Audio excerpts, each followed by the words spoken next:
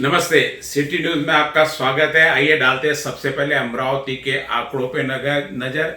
आज के आंकड़े टोटल जिनके जांच की गई ऐसे 5,163 लोग और थ्रोट स्वैब जिनके लिए ऐसे 557 लोग। इसमें रवि राणा के और नवनीत राणा के भी थ्रोट सैंपल्स शामिल है। और उसमें से जो निगेटिव आए अब तक जिनकी रिपोर्ट आई है 450 लोगों की रिपोर्ट निगेटिव है। कल 394 थे, 56 लोगों की आज और निगेटिव रिपोर्ट इसमें प्लस हो गई है। वैसे अब प्रलंबित आंकड़े जिनके रिजल्ट आने बाकी है जो अभी टेस्ट के लिए भेजे ऐसे 57 लोग हैं और रिजेक्ट हो गए 44 में जो इसमें आमदार और खासदार के भी दो शामिल है, क्योंकि कल जब आमदार और खासदार के सैंपल्स लिए थे तो उस समय सैंपल शायद बराबर लिए नहीं गए। उसकी पूरी डिटेल्स आपको ब्रेक के बाद में बताएंगे, अभी आकर बताते हैं। और पॉजिटिव जो अपने यहाँ पे टोटल अमरावती में है अभी 6 लोग हैं, जिसमें एक की मौत हो गई और 5 लोगों का इलाज चल रहा है। अभी तक छुट्टी किसी की भी अमरावती में नहीं हुई।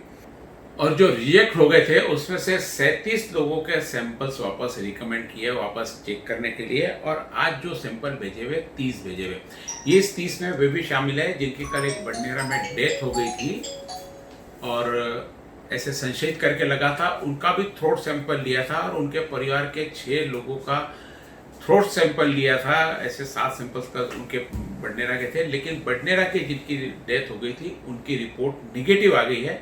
इसलिए शायद 6 लोगों को भी अभी, हालांकि थ्रोट सैंपल उनके लिए शायद वो भी रिजेक्ट लिस्ट में वापस चले जाए। ये थे आज के अमरावती के आंकड़े। अमरावती के आंकड़ों में टोटल अब तक 557 लोगों के हमारे यहाँ पे थ्रोट सैंपल्स ले लिए। हमारे अब तक के जो आंकड़े हैं कोरोना पॉजिटिव जिनका है ऐसे 6 लोग, जिसमें से एक की मौत हो गई। और टोटल अब तक अमरावती में जो सैंपल लिए हुए 557 लोगों के। ये थी अमरावती की रिपोर्ट। आइए लेते हैं एक छोटा सा ब्रेक और देखते हैं हेडलाइंस के बाद में पुनः आपको सारे समाचार विस्तार के साथ में।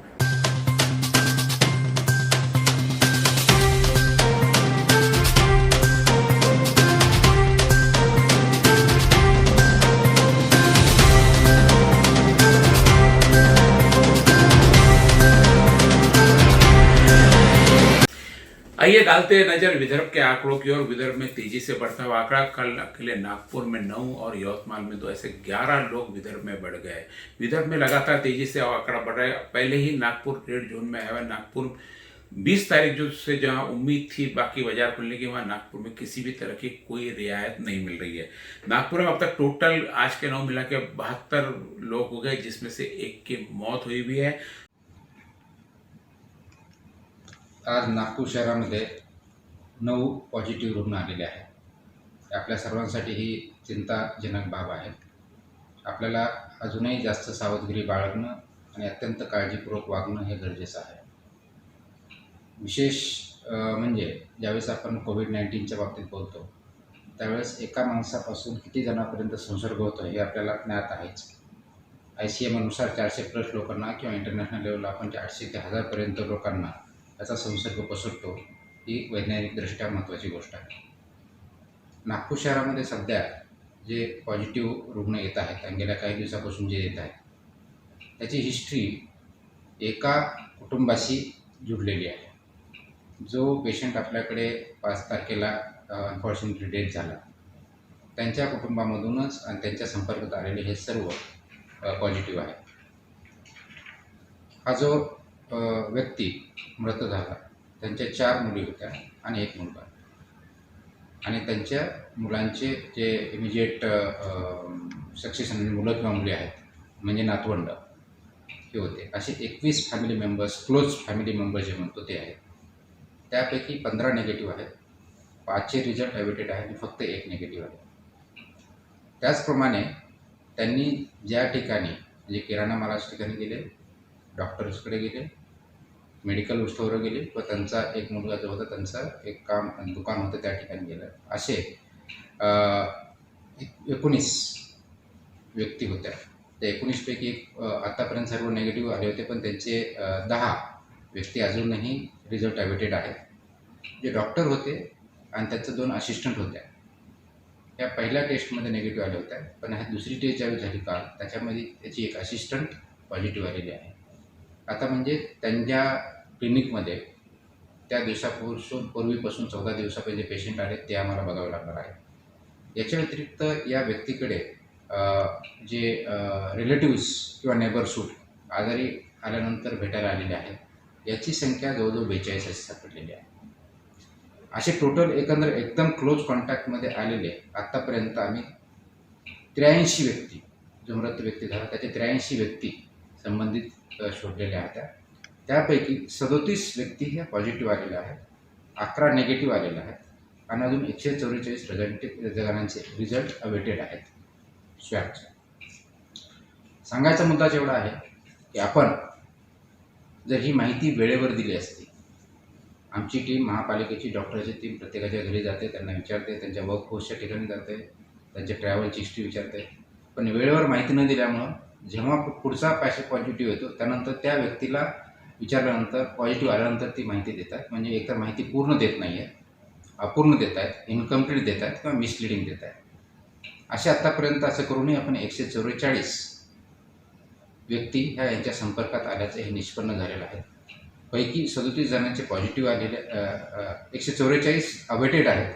टोटल 192 व्यक्ती, जो मृत व्यक्ती 192 व्यक्ती यांच्या संपर्कातले आपण शोधलेले आहेत. 37 पॉझिटिव्ह आहेत, 11 निगेटिव्ह आहेत आणि 144 यांचे रिझल्ट अवेटेड आहेत. या अशा प्रकारे हा स्प्रेड होत आहे. माझी विनंती आहे, आव्हाने आहे की अजूनही आपल्यापैकी यांच्या संपर्कात जर कोणी आला असेल त्यांनी स्वतःहून ही माहिती द्यावी, आमच्या कंट्रोल रूममध्ये द्यावी, आमच्या डॉक्टरांकडे द्यावी, जेणेकरून आपल्याला हॉस्पिटलाइज केलं जाऊ शकेल, आपल्यावरती ट्रीटमेंट केली जाऊ शकेल आणि आपण बरा होऊ शकाल. ही माहिती लपवल्यामुळं आपण एक मॉन्स्टर तयार करत आहोत आणि याच्यातून या समाजामध्ये समाजाचे शत्रू बनत आहोत. मी अगोदरही म्हटले, आपण योद्धा बना, शत्रू नाही. आणि म्हणून हे मॉन्स्टर जर क्रिएट जर झाला तो कुणालाही आवर घालता येणार नाही. त्याला आवर घालणं, त्याला थोपवणं हे आपल्या सर्वांचं काम आहे. ते आपण वेळीच माहिती देऊन वेळीच तपासणी करणं, आपण कुणाच्या कॉन्टॅक्टमध्ये आलो त्यांची माहिती देणं, जेणेकरून त्यांच्यावरतीही उपचार केले जाऊ शकतात आणि मग तो आपल्या कुटुंबाला, आपल्या समाजाला थांबवू शकतो. आणि म्हणून नागपूरमध्ये जर सध्या जो स्प्रेड चालू आहे तो आपण कंटेन थोड्याफार प्रमाणात जो करू शकलेलो आहे, त्याचं कारण आहे की आपण हे कंटेनमध्ये ट्रेसिंग खूप अग्रेसिव्हली केलं आहे, त्यांना आयडेंटिफाय केलं आणि क्वारंटाईन केलेलं आहे, इन्स्टिट्यूशनल क्वारंटाईन. आणि मग त्याच्यामधले रिझल्ट्स जे पॉझिटिव्ह येतात ते ऑलरेडी असतात, परंतु त्यांच्या कॉन्टॅक्टमध्ये आहे त्यांच्यापर्यंत ते पोहोचू शकतो. हे जर वेळेत केलं तर निश्चितच हा स्प्रेड आपण थांबवू शकतो, चेन ब्रेक करू शकतो. म्हणून माझी सर्वांना विनंती आहे, आज नागपूरमध्ये टोटल आतापर्यंत 68 पॉझिटिव्ह केसेस आलेले आहेत. त्यापैकी 53 ॲक्टिव्ह आहेत, बाकीच्या रिकवर झालेल्या आहेत किंवा एक डेथ आहे. आणि म्हणून विनंती आहे की आपण, आपल्याला कोणाला लक्षण असतील तर आमच्याकडे फिवर क्लिनिक आपण प्रत्येक 10 झोनमध्ये 10 फिवर क्लिनिक चालू केलेले आहेत. आपले कॉन्टॅक्ट नंबर कंट्रोल रूमचे दिलेले आहेत, आमच्या RRT आहेत. यांच्यापैकी कुणालाही संपर्क साधा, माहिती द्या, तपासून घ्या किंवा या व्यक्तींच्या संपर्कात जर कोणी आले असेल त्यांनाही ॲडवाईज करा, स्वतःहून पुढे या आणि माहिती द्या, जेणेकरून आपल्याला हा जो मॉन्स्टर आहे तो आपल्याला थांबवायचा आहे आणि तो आपण थांबवू शकतो, ही चेन आपण ब्रेक करू शकतो. म्हणून हे जर बंद करायचं असेल तर सर्वांचं सहकार्य अपेक्षित आहे. आणि घराचं जे लॉकडाऊन आहे ते कम्प्लिटली 3 मेपर्यंत सध्या परिस्थितीत पाळायचं, कारण आपण सध्या रेड झोनमध्ये आहोत. रेड झोनमध्ये आपल्याला फक्त एसेन्शियल गोष्टीशिवाय दुसऱ्या कोणत्याही गोष्टी करायच्या नाही. त्याच अनुषंगाने मला हे सांगायचं आहे की आपल्या ज्या लेटेस्ट गाईडलाईन आल्या की काही इस्टॅब्लिशमेंट्स, काही इंडस्ट्रीज ह्या चालू करायच्या आहेत.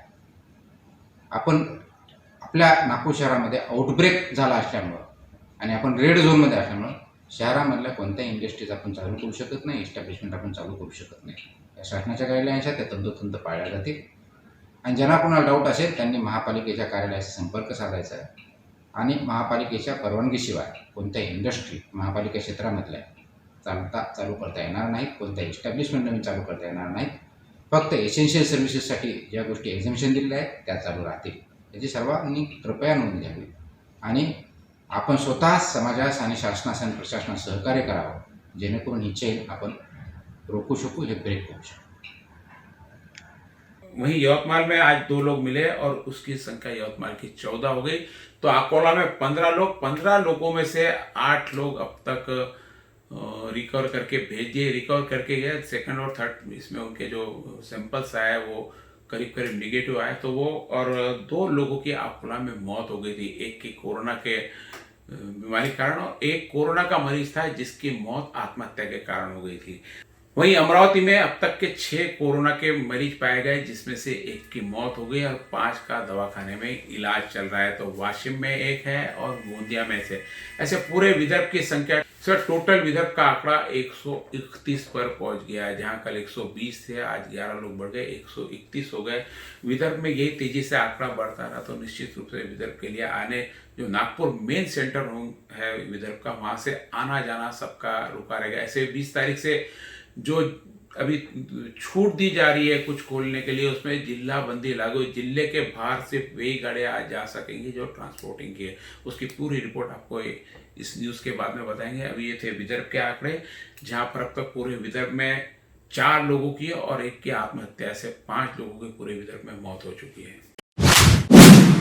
बंडेरा के आमदार रवि राणा की तबीयत खराब होने के कारण उन्हें रेडियंट अस्पताल में भर्ती किया गया, और साथ ही पिछले 15 दिनों से लगातार वे मतदार संघ में घूम रहे थे। किसी के संपर्क में शायद आया, इस शंका के लिए कल उनका और उनकी पत्नी का, यानी खासदार नवनीत राणा का थ्रोट सेप लिया गया था। थ्रोट सेप की जब उन्होंने इंक्वायरी की कि हमारे थ्रोट सेप के सैंपल्स का क्या हुआ, तो तब उन्हें पता चला कि उनका कल जो सैंपल्स लिया गया था वो सैंपल्स बराबर नहीं लिया गया, इसलिए आपका सैंपल आज वापस लेना। इस पे नवनीत राणा ने अमरावती के सिविल सर्जन को आड़े हाथों लिया और कहा कि यदि आमदार और खासदार के साथ यदि ऐसा हो सकता है तो आम नागरिकों के साथ क्या होगा। आइए देखते हैं नवनीत राणा और सिविल सर्जन की बातचीत के कुछ अंश। हॅलो. हाँ मॅडम, एक 10-15 मिनिटात थोडंसं गाडी येते स्वाब घ्यायसाठी. नहीं नहीं नहीं, मॅडम कालची रिपोर्टचा सीएस साहेब क्या हुआ वो बताओ मुझे पहले. नाही, तर त्यांचं असं म्हणणं पडलं की त्यांनी ते लावलं, डबल लावलं, पण ते डिटेक्ट होत नाही आहे, म्हणून त्या हे नहीं, करावं क्यों? सॅम्पल.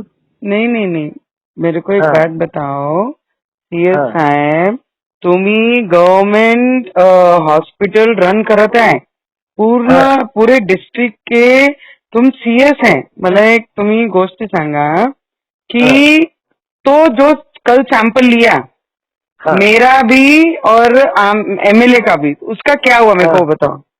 नाही, त्यांचा फोन आला होता, तुम्हाला पण बोलल्या म्हणे त्यांनी ते सॅम्पल रन केलं तर त्यात ते जे आरएनए स्ट्रँड त्याला दिसत नाहीये. नहीं, त्यामुळे तुम्ही report करायला- सैंपल लिया नहीं बराबर.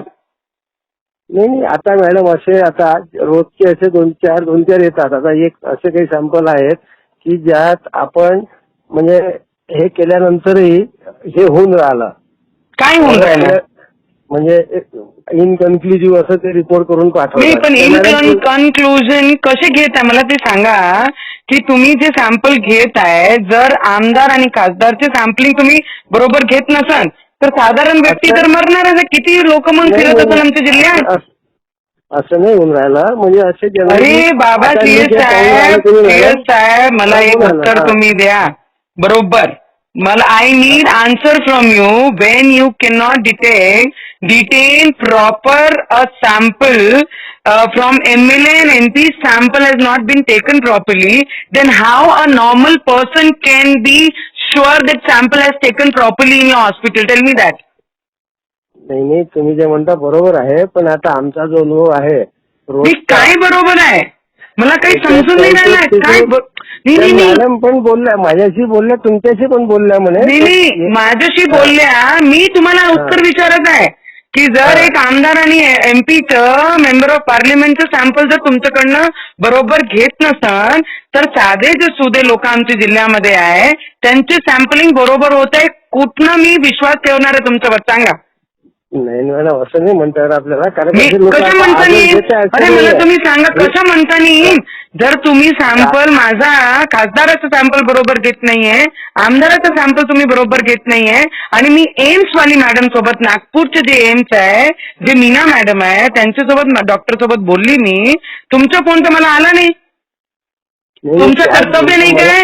एक मिनिट सीएस साहेब, मी आतापर्यंत सगळं तुमचं बर्दाश्त केला. मी सीएस साहेब नाही, सीएस साहेब माझी ऐका, मी आतापर्यंत तुमचं सगळं बर्दाश्त करून घेतलेलं आहे, पण याच्यानंतर जर तुम्ही खरी माहिती आम्हाला देत नसाल जिल्ह्यात काय चालू आहे, जर माझं खासदाराचं आणि आमदाराचं सॅम्पलिंग तुम्ही बरोबर घेतला नाही आणि एम्सची मॅडम मला फोन करून मी विचारत तिला की भाई इथे असं सॅम्पल दिलं होतं, आतापर्यंत तिची रिपोर्ट आली नाही, तर मॅडम मला सांगत की सॅम्पल तुमच्या सीएसच्या इथून बरोबर आला नाही म्हणे, सॅम्पल बरोबर घेतला नाही गेला म्हणे. त्याच्या मला बोलल्या त्यांनी मला हे पण सांगितलं की तुमच्याशी बोलल्या आणि मी मग रिपीट सॅम्पल करायसाठी परत इथे सीएस साहेब माझ्यासोबत बोलण्याचं काही कामच नाहीये.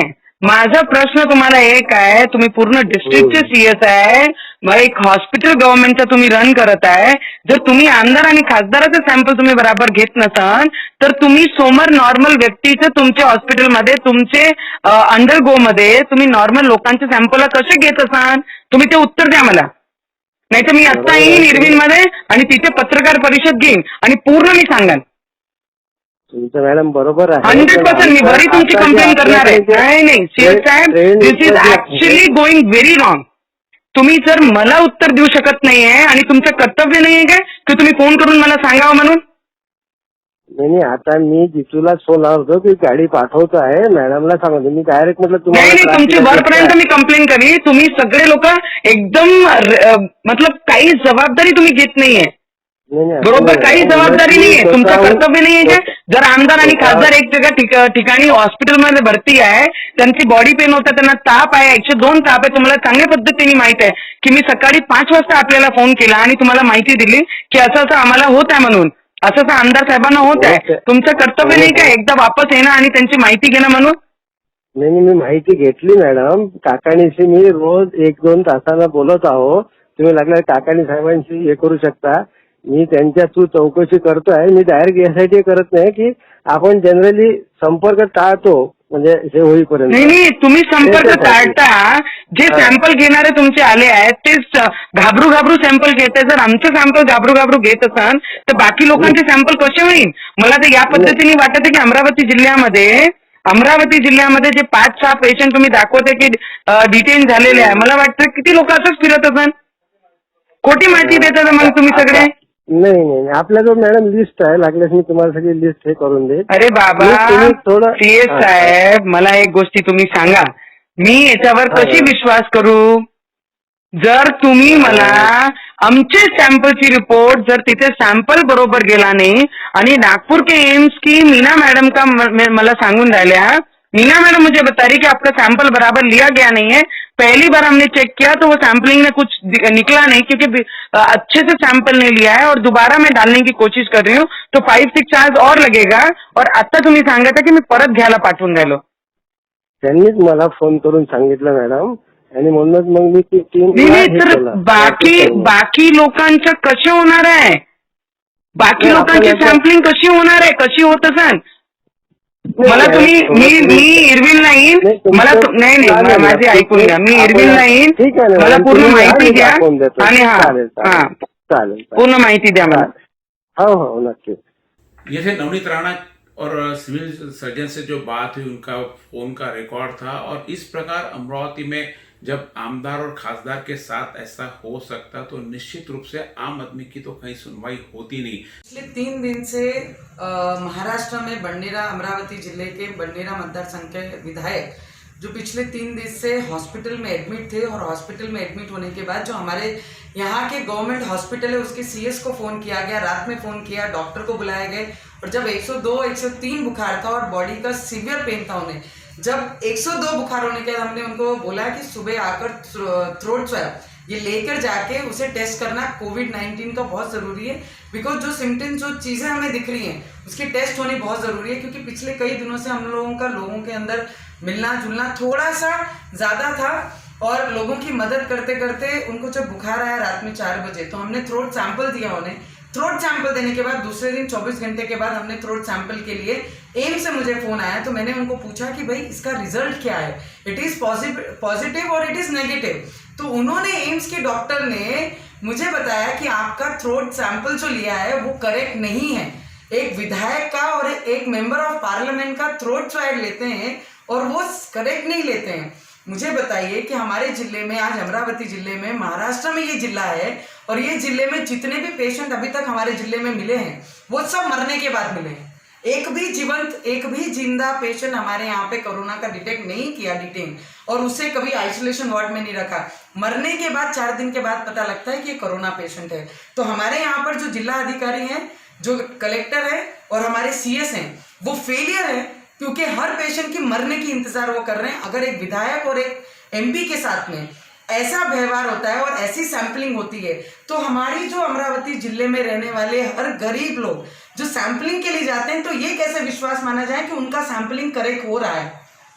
तो ये चिंता यहाँ से शुरू होती है। और मुझे लगता है कि आज तक के जो रिपोर्टिंग हमें ये लोग दे रहे थे कि इतनी सैंपलिंग हुई है, इतनी टेस्ट हुई है, इतने डिटेन हुए हैं, इतने रिजेक्ट हुए हैं और इतने लोगों को आइसोलेशन वार्ड में रखा है, उसी विश्वास में हम चल रहे थे। पर आज जब हमारे साथ ऐसा हुआ है, तो मैं इनके रिपोर्ट पे जिला अधिकारी के बातों में किस तरीके से विश्वास रखना, और सीएस के, तो मैं 100% आज मुख्यमंत्री हमारे महाराष्ट्र के और हमारे सेंटर के हेल्थ मिनिस्टर, इनसे जरूर बात करूंगी। और इस विषय पे बहुत जरूरी सीरियस चर्चा होनी बहुत जरूरी है, क्योंकि पेशेंट और हमारी जनता को अगर बचाना है तो ऐसे लोगों के हाथ से बचाना बहुत जरूरी है। हमने इससे पहले भी कहा था कि प्रशासन के भरोसे मत रहो, खुद की रक्षा खुद करो।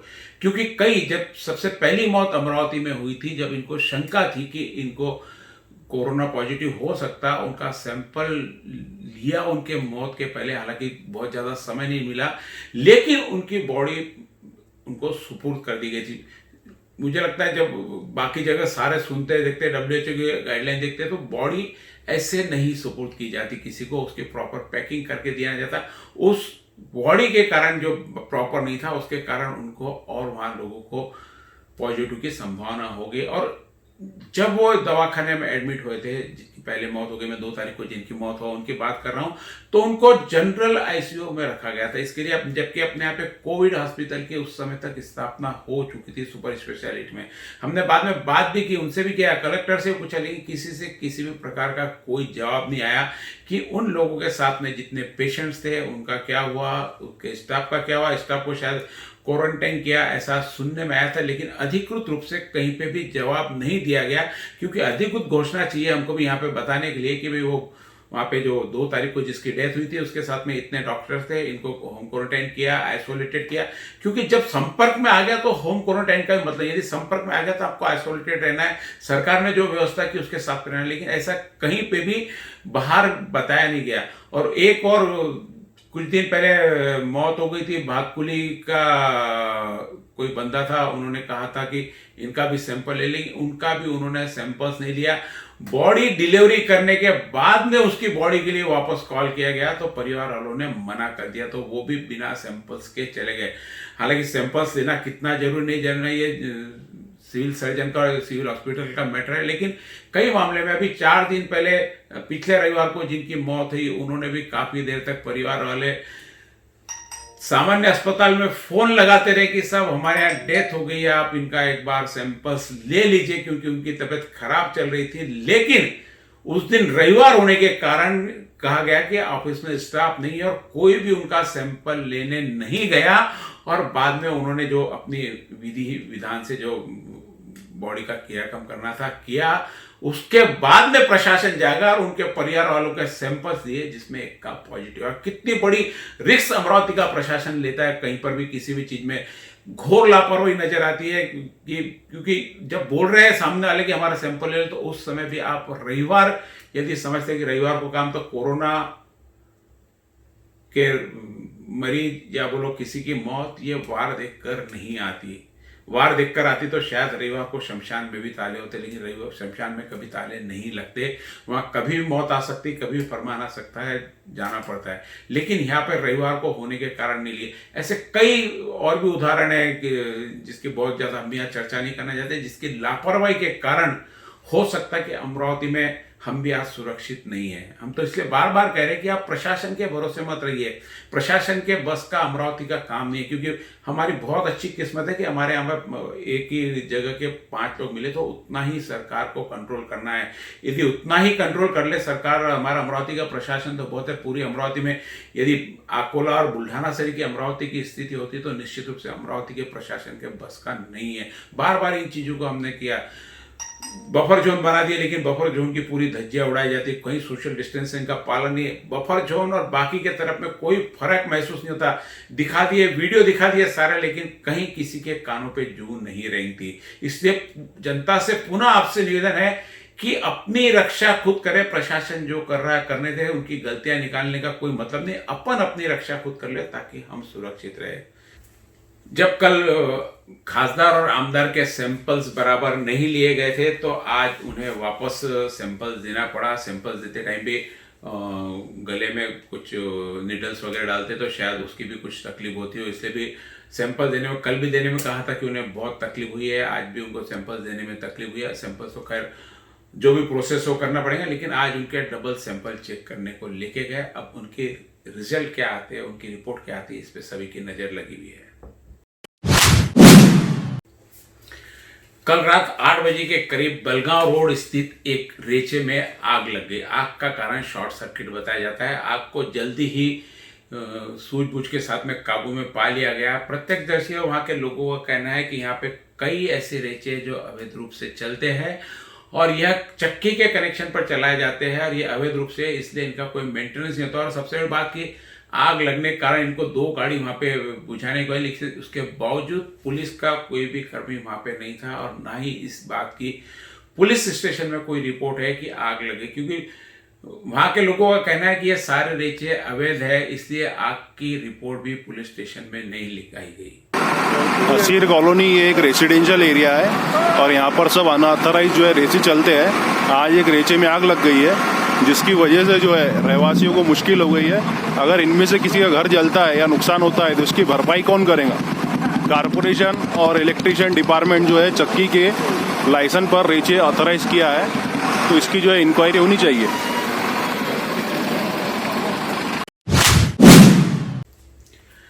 आज अमरावती साबनपुरा मस्जिद में अमरावती के तमाम मौलवी और अमरावती जिले के इमाम की पुलिस की उपस्थिति में चर्चा हुई, और इस चर्चा में उन्होंने यह फरमान जारी किया कि सभी लोग इस बार रमजान घर पर बैठकर ही मनाएंगे, घर पर बैठ के ही सारी नमाज अदा करेंगे। कहीं पे भी कोई किसी प्रकार की गर्दी नहीं करेगा। सरकार द्वारा दिए गए निर्देशों का पालन करेगा, सोशल डिस्टेंसिंग का पालन, सारे निर्देश आज इमाम द्वारा दिए गए, और इस बार की जो रमजान है घर पर बैठकर ही सबको मनानी है। मजलिसुल उलमा व अइम्मा शहर और ज़िला अमरावती रमज़ान मुबारक में रोज़ा व तरावी और दीगर इबादत से मुतालिक चंद अहम हिदायत। रमज़ान मुबारक चूँकि लॉकडाउन के दौरान शुरू होने वाले हैं, इसलिए शहर अमरावती के उलमाए किराम की जानिब से तमाम मुसलमानों के लिए चंद ज़रूरी हिदायत मशवरे से तय की गई हैं। नंबर 1, बग़ैर किसी शरई उज़्र के रोज़ा हरगिज़ न छोड़े। नंबर 2, 5 वक्त की नमाज़ें मामूल के मुताबिक अपने घरों में ही जमात के साथ अदा करें। मस्जिद में 4 या 5 लोग ही नमाज़ पढ़ें। नंबर 3, नमाज तरावी भी मस्जिद में 4 या 5 लोग ही अदा करें, बाकी लोग अपने घरों में ही नमाज तरावी का एहतमाम करें। नंबर 4, तमाम मसाजिद में तरावी अलम तरा से ही होगी। नंबर 5, ख़त्म सहर और इफ्तार का ऐलान मुअज्जिन साहब मस्जिद के लाउड स्पीकर से कर सकते हैं। 6, रमज़ान मुबारक में ज़रूरतमंदों की खबरगिरी करें और अपने रिश्तेदारों, पड़ोसियों और गैर मुस्लिम मुस्तहिक़ीन का भरपूर ताउन करें।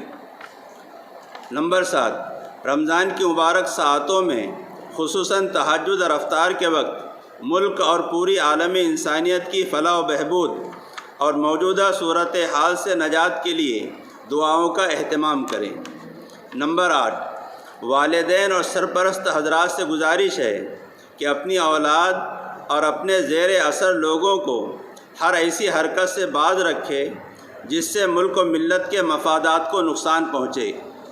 नंबर 9, मदारिस दीनिया मिल्लत इस्लामिया का सरमाया है, उनकी हिफाजत और बका तमाम मुसलमानों की ज़िम्मेदारी है, इसलिए इन नामवाफिक हालात में पहले से ज़्यादा बढ़ चढ़ कर मदारिस का ताउन करें और बज़ाते ख़ुद पहुँचाने की फ़िक्र करें। नंबर 10, ज़िम्मेदारान मसाजिद व मदारिस से गुजारिश है कि इमाम साहब, मुअज्जिन व असातिज़ा किराम और ख़ुद्दाम का पूरा ख्याल रखें, उनकी तनख्वाहों में कटौती ना करें, हमेशा की तरह खुसूसी ख्याल भी रखें। नीज़ महल्ले वालों से गुजारिश है कि हस्बे मामूल अपनी मस्जिदों का ताउन जारी रखें। नोट: कोरोना वायरस से बचने के लिए हुकूमत की जानिब से जो एहतियाती तदाबीर बताई जा रही हैं उस पर भरपूर अमल करें। इसी तरह रमज़ान की ईद सादगी से मनाएं और अपने गरीबों को उनको अपने साथ में कर लें। कल दोपहर को उलेमा व इकराम की जो मीटिंग हुई, उन्होंने उसमें ये तय किया है कि रमज़ान के दौरान मस्जिदों में नमाज नहीं होगी, वो सारी नमाज़ें अपने अपने घरों पे ही करेंगे। उन्होंने अभी विस्तृत में बताया है क्या करना है। और उसके बाद में जो अज़ानें हैं मस्जिदों में वो है, लेकिन लोग मस्जिद में नहीं जाएंगे। 3 से 4 लोग ही सिर्फ नमाज अदा करेंगे मस्जिद में, बाकी लोग अपने घरों में ही रमज़ान ईद की 5 टाइम की जो नमाज है, जो भी और नमाज होती है रमज़ान में विशेष, वो सभी प्रकार की नमाज़ें वो अपने अपने घरों में ही अदा करें, ऐसा उन्होंने अभी आह्वान किया है। ये प्रशासन के तो लिए अच्छा है कि उलेमाओं ने ही ये सब तय किया है। लोग इन सब बातों का, उनके जो संदेश उन्होंने दिया है उसका पालन करेंगे। उसके बाद उन्होंने आखिरी में एक बहुत अच्छी बात कही है कि प्रशासन जो भी एहतियातन चीज़ें बताती है वो सभी बातें लोगों ने पालन करना चाहिए, जैसे कि मास्क यूज़ करो, फिजिकल डिस्टेंसिंग रखो, एक में के भीड़ मत करो। और मैं ये भी इनका सभी उलेमाओं का हमें बहुत सहयोग मिलता है। वो उन्होंने हमारे साथ में पेट्रोलिंग के दौरान माइकों में भी ऐलान किया है कि अपने घरों में रहो, भीड़ इकट्ठा न करो। उसके बाद में अभी जब भी अजानें होती है उसके बाद भी ये सब ऐलान करते रहते हैं कि कोई नमाज पढ़ने के लिए मस्जिद में ना आए। ये सब जारी रहेगा। उलेमा और सब प्रशासन को ऐसा ही सहयोग देते रहेंगे, ऐसे मैं उम्मीद करता हूँ। और सभी आवाम को, जनता को ये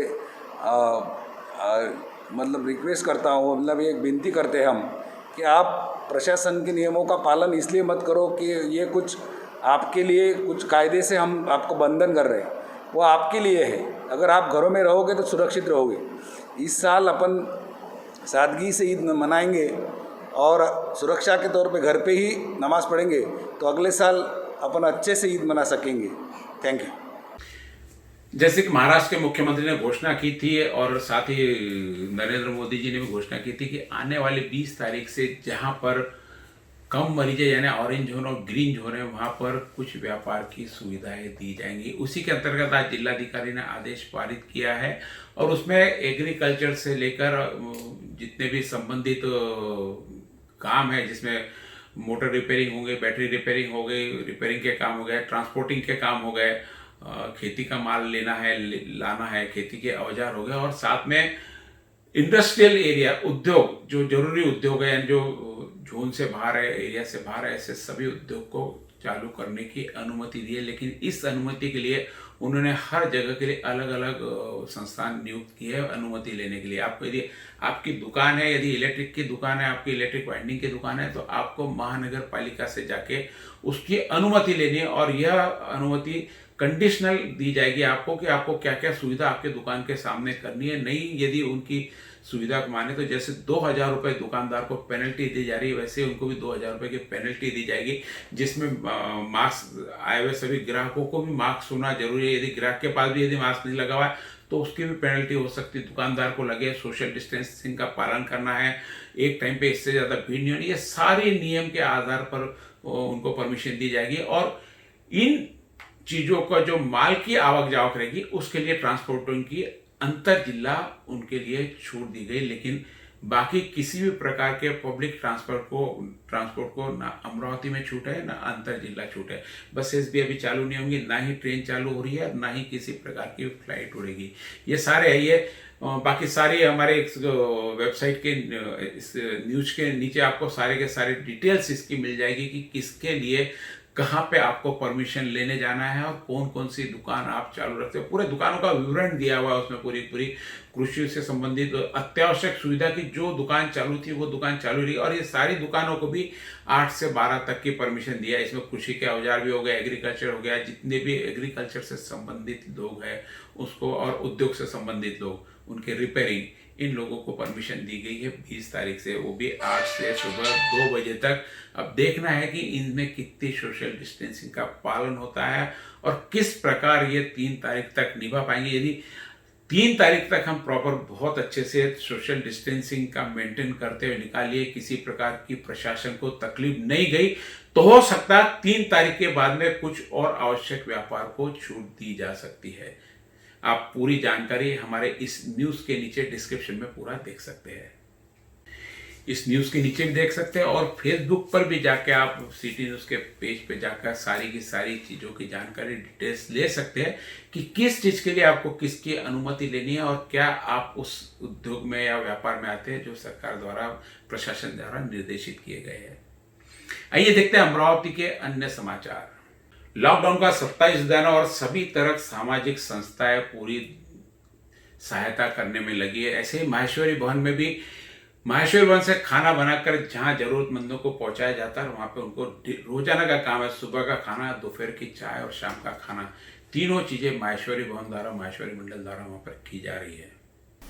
स्थानीय माहेश्वरी समाज द्वारा कोरोना त्रासदी के कारण हाथ मजूरी कर पेट पालने वाले आर्थिक रूप से दुर्बल नागरिकों को भोजन बांटकर मानव धर्म निभाया जा रहा है। कहा जाता है, आपत्ति काल में रोटी बांटना हमारी संस्कृति है और तकलीफ में आए भूखे प्यासों का विचार तज देना ये विकृति है। अपनी भारतीय संस्कृति का अनुसरण करते अनेक संस्थाएं मदद का हाथ देने दौड़ पड़ी है।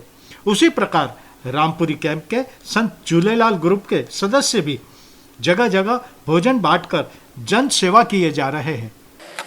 विगत 3 माह से अमरावती में, पूरे भारत में जो कोविड-19 का प्रादुर्भाव हुआ है, उस हिसाब से ये अमरावती शहर में रुके और माननीय जिलाधिकारी साहब श्री शैलेश जी नवाल, इनके आदेशानुसार हम पिछले 1 माह से जो भी निराश्रित, हाथ मजूर, दिहाड़ी जो मजदूर है, जो शहर में बसे हैं और शहर से बाहर करीबन 10-12 किलोमीटर के अंतर में बसे हैं, उनके खाने पीने की पूरी व्यवस्था हो, वो इस आपदा के परिस्थिति में भूखे ना रहे, उस हिसाब से माहेश्वरी पंचायत के माध्यम से हम पिछले 1 माह से उन्हें दोनों टाइम का भोजन की व्यवस्था हम कर रहे हैं। जिसमें बलगांव में राधा सिटी, जो कि दरियापुर रोड पे है, वहाँ पे 150 दिहाड़ी कार्य कर अपने जो लेबर है उनको हम दोनों टाइम का भोजन बना के देते हैं।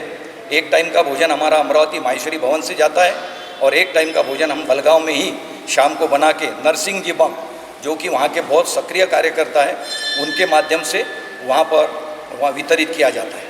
दूसरा, पिछले 10 दिन से यहाँ पे भातकुली रोड पे जो पांडरी गांव है, वहाँ का एक हाथुरना पुनर्वसन गांव है, अमरावती के तहसीलदार श्री काकड़े साहब, इन्होंने हमें एक लेटर देके उनके भोजन की व्यवस्था करने की जिम्मेदारी हम पे सौंपी। हम पिछले 10 दिन से उनको भी दोनों एक टाइम का भोजन सवेरे का हम उनको पूरा वहाँ पर वितरित करते हैं। ये भोजन वितरित करते समय हमने एक वाहन लिया हुआ है, जिस वाहन में वाहन चालक और माहेश्वरी पंचायत के हमारे 2 ट्रस्टी ये हरदम वहाँ जाके अपने हाथ से ये सारा भोजन हम वहाँ वितरित करते हैं। यहाँ जो भी भोजन बनाया जाता है वो साफ़ सुथरे माहौल में बनाया जाता है और पूरा भोजन पौष्टिकता के साथ में रहता है। उसमें हम जो भोजन घर में करते हैं वही भोजन की क्वालिटी हम हमारे इन जो मजबूर दिहाड़ी मजदूर है उनको देने का हमारा पूरा प्रयास हम कर रहे हैं। और ये आयोजन जो हम पूरे 1 माह से हम जो चला रहे, ये इसके लिए मैं अमरावती माहेश्वरी समाज का बहुत ज़्यादा ऋणी हूँ कि पूरे माहेश्वरी समाज की ओर से और अन्य समाज की ओर से भी हमारे को इसमें बहुत ज़्यादा जो सहयोग, जो सहकार्य मिल रहा है, उसके बलबूते हम ये कार्यक्रम आगे कर रहे हैं। और हमारा मानस है कि 3 मई तक, जबकि लॉकडाउन माननीय पंतप्रधान जी ने जो लॉकडाउन की समय सीमा दी है 3 मई 2020 तब तक हमें ये करने का हमारा मानस है। आगे जो भी दिशा निर्देश महाराष्ट्र सरकार की तरफ से या जिलाधिकारी साहब की तरफ से जो आएंगे उस हिसाब से हम आगे कार्य करेंगे।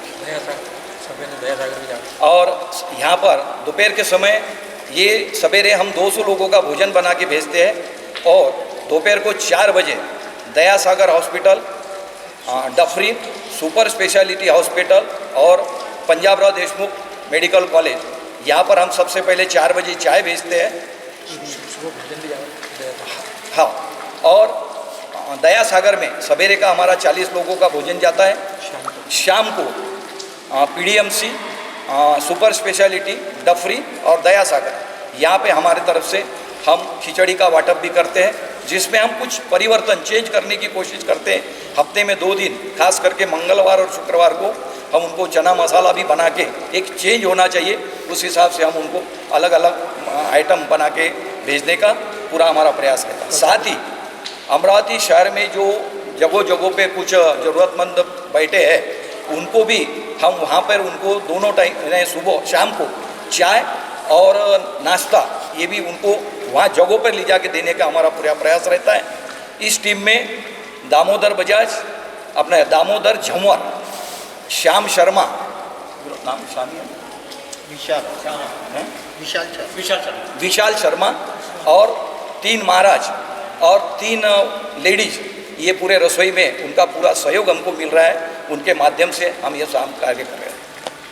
आपके संगठन में जो लोग काम कर रहे हैं उनका नाम? हाँ, मेरे साथ में हमारे माहेश्वरी पंचायत के अध्यक्ष श्री केशवमल जी हंवर, उपाध्यक्ष सुरेश जी साबू, मंदिर के सचिव नंदकिशोर जी राठी, हमारे ट्रस्टी यहाँ विजय बाबू चांडक, उसके बाद में मधुसूदन करवा, उसके बाद में यहाँ पे नट्टू बाबू झंवर, ये हमारे ट्रस्टी लोग हमारे को सहयोग दे रहे हैं। हमारी माजी अध्यक्ष श्री सुभाष जी राठी, ये भी हमारे साथ में बिल्कुल कंधे से कंधा लगा के यहाँ पर खड़े हैं। साथ ही हमारे संजू महाराज, उसके बाद में हमारे यहाँ के बागड़ी जी हमारे जो कि मैनेजर है, हमारे यहाँ के शरद बाबू मंत्री, उसके बाद में हमारे यहाँ के कर्मचारी स्वप्निल काड़े और संतोष ये जो और ओम लड्डा ये जो हमारे हैं, ये भी हमारे को सक्रिय सहयोग कर रहे हैं। साथ ही नितिन सारडा और पूरे ट्रस्टी, ये नितिन सारडा का भी हमारे को पूरा सहयोग मिला है। संजय राठी और एक लेटर पैड ले लो। हाँ, इसके साथ हमने हमारे समाज की जो 80 ज़रूरतमंद लेडीज है जिनका 2 टाइम का भरण पोषण भी उनके लिए भारी जाता है, उनको साधारणतः 20 किलो का मटेरियल और 2500 रुपये, 1500 रुपये माहेश्वरी पंचायत की ओर से और 1000 रुपये माहेश्वरी आधार समिति जो कि घनश्यामदास जी कासट के तत्वाधान में चलती है, उनकी तरफ से 1000 रुपये प्रति परिवार, ऐसे 2500 रुपये की राशि और 20 किलो का ये सब मटेरियल हमने हर परिवार के घर को जाकर हम हमारे हाथ से दे के आए, जिसमें नट्टू जंवर, नितिन सारडा, सुरेश बाबू साबू, मैं खुद जगदीश कलंत्री और संजय राठी, हमने घर घर जाके दिनेश भूतड़ा उनकी पूरी जानकारी लिया और पूरी जानकारी लेकर हमने उसमें उनको पूरी मदद करने की कोशिश की। इसी प्रकार आज इतवारा बाजार कड़वी बाजार में मंसूरी परिवार द्वारा सब्जियों का अनाज का वितरण, राशन का वितरण किया गया। पूरे इतवारा बाजार परिसर के जहाँ भी जरूरतमंद लोग थे उनको जाकर पहुंचा कर दिया गया। नागपुर गेट पुलिस, सिटी कोतवाली पुलिस और हमारे डॉक्टर्स और हमारे सफाई कामगार सभी का हम सम्मान करते रहेंगे और तमाम लोगों से दरख्वास्त करते हैं कि अपने जब भी बाहर ज़रूरत काम के लिए बाहर निकले तो अपना मुंह को ढांक के निकले, जो अपना मास्क है वो लगा के निकले और एहतियातन सभी से दरख्वास्त है, मंसूरी बरादरी की जानिब से दरख्वास्त है कि कोई भी घर के बाहर ना निकले, अपनी सेफ्टी रखे, खुद सेफ रहेंगे तो अच्छा रहेगा। अल्लाह धन्यवाद करते हैं। हमने सबसे पहले लॉकडाउन के तीसरे दिन ही बांटना शुरू कर दिया था अनाज। सबसे पहले हमने मोहल्ले में अनाज बांटा, उसमें कोई जात धर्म का हमने परवाह नहीं की, हर जात धर्म वाले को हमने दिया है और सबसे पहले हमने अनाज का पैकेट बांटा है। उसके बाद हमने 2 बार सब्जी बांटी है। हम इंशाल्लाह आने वाले 1-2 दिन में हम अनाज का और बांटने वाले हैं इंशाल्लाह रमजान के टाइम पे।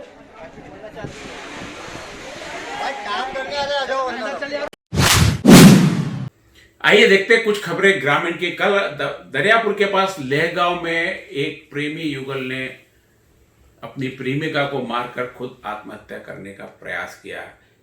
धामनगांव में भी कुछ दिन पहले ऐसी ही घटना घटी थी। प्रेमिका का हत्या कर दी गई थी और प्रेमी ने भी आत्महत्या की कोशिश की थी, लेकिन प्रेमी वहां पर भी बच गया, प्रेमी यहाँ पर भी बच गया। यहाँ पर उसको जिला अस्पताल में रेफर किया गया, जहां पुलिस उसकी आगे की जांच कर रही है। आज के समाचार पत्र में बस इतना ही। आप देखते रहिए सिटी न्यूज, लगातार निर्भीक और सटीक समाचार के लिए आप जुड़े रहिए हमसे। आप हमारा चैनल यूट्यूब पर भी देख सकते हैं, फेसबुक पर देख सकते हैं, नहीं यदि आपको तो आप व्हाट्सएप पर भी हमारी न्यूज़ बुला सकते हैं। आपको हमारे समाचार बुलेटिन कैसा लगा आप जरूर हमें लिख भेजिएगा। आपके द्वारा दिए गए कमेंट्स के पूरे हम जवाब देने की पूरी कोशिश करते हैं और आपने जो जो सुझाव दिया उसको हम पूरी अपनाने की कोशिश करते हैं। जो भी सुझाव आपको लगता है कि चैनल के लिए अच्छा है, अमरावती शहर के लिए अच्छा है, आपके लिए अच्छा है, आप बिल्कुल निश्चिंत होकर हमको हमारे कमेंट बॉक्स में सुझाव दे सकते हैं। बस आज के लिए इतना ही। मिलेंगे कल फिर नए समाचार के साथ में। नमस्कार।